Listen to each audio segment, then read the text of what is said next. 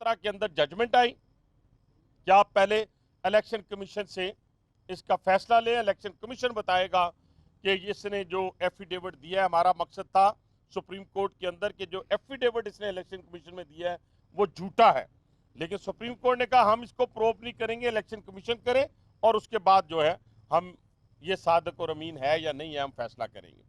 आज मेरी उस बात को मोहर सबत कर दी इलेक्शन कमीशन ने।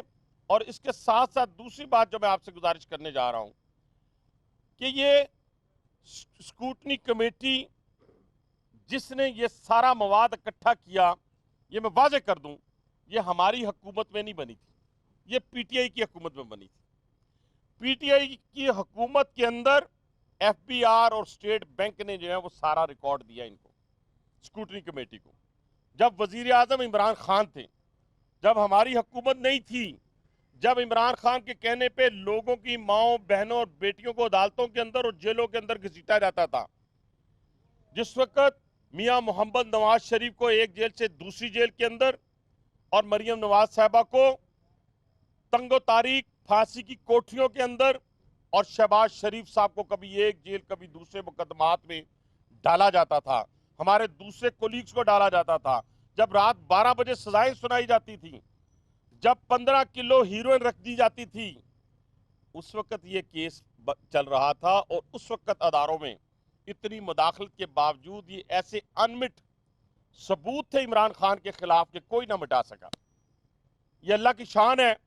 कहते हैं कि उस वक्त तक इमरान खान साहब, आप मदीने की रियासत की बात करते हैं, शर्म आनी चाहिए आपको। आप मदीने की रियासत के वाली की मट्टी के तिनके के बराबर नहीं है, और आप उन सहाबा का अपने दोस्तों का मुकाबला करते हैं। शेख रशीद जैसा आदमी शख्स जो फाइनेंशियली भी और इखलाकी तौर पर गंदा तरीन शख्स है, उसके बारे में कहते हैं कि वो मदीना की रियासत का मेंबर है। ये शाह महमूद कुरैशी जैसा चंदाखोर शख्स, ये बाकी जितने लोग जिन्होंने अद्वियात का स्कैंडल किया, जिन्होंने अरबों रुपए खाए, जिन्होंने एलएनजी के अंदर पैसे खाए, जिन्होंने चीनी के अंदर पैसे खाए, और ये आरफ नकवी जैसे मदीना रियासत के लोग होंगे। शर्म करो कुछ मदीने की रियासत की बात करते हुए। दूसरी बात यह है कि इस वक्त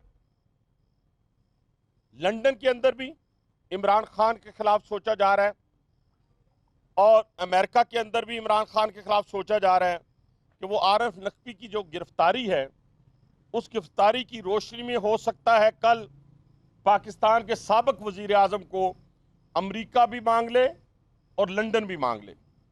और मुझे उम्मीद है कि पाकिस्तान की हुकूमत पाकिस्तान ज़रा सा भी तरद्दुद नहीं करेगी इसको अमेरिका के हवाले करने में, और अगर लंदन ने मांगा यानी बरतानिया ने मांगा तो बरतानिया के हवाले करने में। अभी यूएई के अंदर भी फंड रेजिंग करना मना है, ममानत है इजाज़त के बगैर।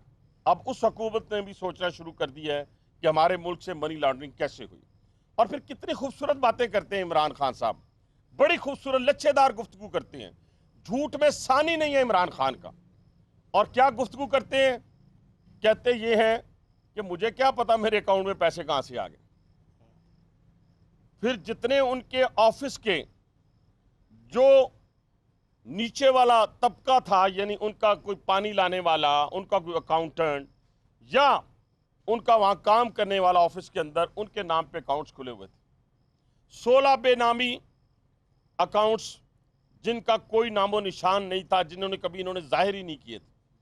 34 गैर मुल्की लोग जिन्होंने इनको फंड्स दिए, 350 कंपनीज जिन्होंने इनको फंडिंग की। और ये कह रहे होते हैं कि मुझे नहीं पता शेख निहान ने $20 लाख दिया कि नहीं दिया, मुझे कैसे पता चल गया। फिर कहा मैंने तो साइन कर दिए, मुझे पता ही नहीं कि अकाउंट के में क्या आ रहा है, अकाउंट से क्या जा रहा है। जो लोग इमरान खान साहब को जानते हैं वो ये ज़हन में रखें कि इमरान खान साहब को सबसे ज़्यादा अगर मोहब्बत किसी चीज़ से है तो वो पैसों से है। पैसों से ज़्यादा मोहब्बत है, लोगों की जेबों से मोहब्बत है, ख्वाह वो पाकिस्तान के अंदर वो जेबें हों या पाकिस्तान के बाहर जेबें हों। तो इसलिए हुकूमत पाकिस्तान अभी डिटेल जजमेंट जो है वो आ जाएगी इलेक्शन कमीशन की, और उसके बाद सुप्रीम कोर्ट के अंदर इंशाल्लाह ताला मैं भी अपने वकला से जो है वो मुशावरत जारी रखी हुई है। और उसी की बुनियाद पर मैं कह रहा हूँ कि इंशाल्लाह हम सुप्रीम कोर्ट जाएंगे। सुप्रीम कोर्ट जाकर हम यही पैरा जो है सुप्रीम कोर्ट का, ये पैरा जो है वो हम उनके सामने रखेंगे और कहेंगे कि जो उस